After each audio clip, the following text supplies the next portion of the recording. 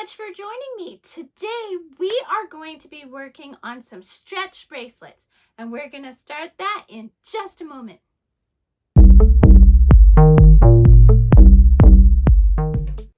Hi everyone, Monique here, Little Gems Jewelry Canada. Today we are going to be making stretch bracelets. So you're going to need your scissors, you're going to need some elastic.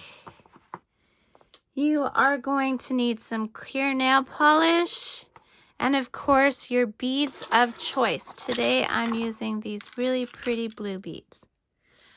Okay, so let's get started. So my design I'm going to go for is I'm going to do a bead and then 3 discs. Just like so.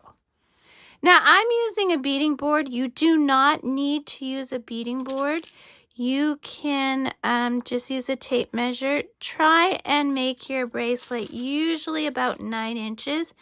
And then with the elastic and everything, it'll cinch right up to the regular size of a bracelet. If you want to go bigger, you can go bigger. If you want to go smaller, you can go smaller. And right now, I'm just going to set my beads up because I want 9 inches worth. Sorry, we keep going blurry here.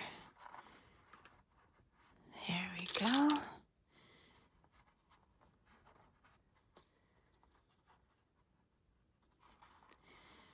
So I'm not going to make you sit here and watch me line up my beads. So I'm going to get it to 9 inches and then I'll meet you back. Get your beads ready. Okay, so I've got my design set up. Now notice my starting bead and my ending beads are different. So that part is done. Now we're going to go to the elastic. And if your beads have any flaws, you don't want to use them, right? Or you want to use them in such a way that the flaws don't show. So now for elastic, this is just elastic I had in my stash, and you just want to go to the craft store and buy some elastic. Now, granted, you don't want it too thin, but you also don't want it too thick. You want it to go through your beads. I'm sure the attendant at the craft store will be able to help you if you're unsure what to get. So you've got to start by priming your elastic. Now, a lot of people don't do this. And it's just like when you are going to blow up a balloon, you want to get the elasticity going in your elastic. So when you buy a stretch bracelet at a store and you wear it for a few days and you notice that it's just starting to like sag on your wrist, it's most likely that the elastic was not primed. So it's important that you prime your elastic. Now notice I'm not cutting my elastic off the strand, and the reason is, or off the spool, and the reason is I just thread it right on there so that way I don't have beads going everywhere. Okay, so now that you have conditioned a whole bunch of elastic, more than you're going to use, you just start threading those beads. And I'm not going to make you watch me thread all the beads, but this is where, now I'm using one of these flawed beads because look, see, it's going in the middle and I've got a good one on this side and hopefully I have another good one. See, it's another good one. And that's what I mean by using a flawed bead, as long as you can hide the flaw, right? So, okay.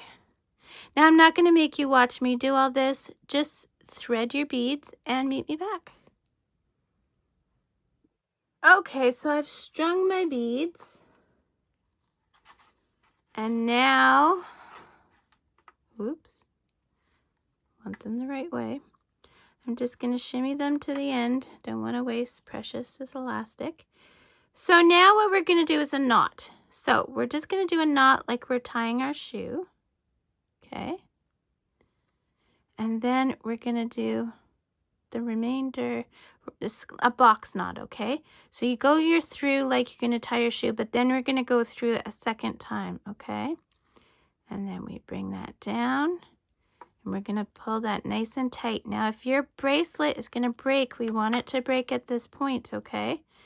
So then I'm going to hold these two pieces together and I'm going to stretch it from the underside. Okay. Then I'm going to take these scissors. I'm going to leave about 1/4 of an inch there. Cut my elastic. Done with the elastic. Now this is where your nail polish comes in, or your clear glue.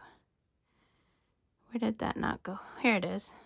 Okay, so we are going to take some of this nail polish or clear glue, whatever you've got. We're going to put a dab on that knot.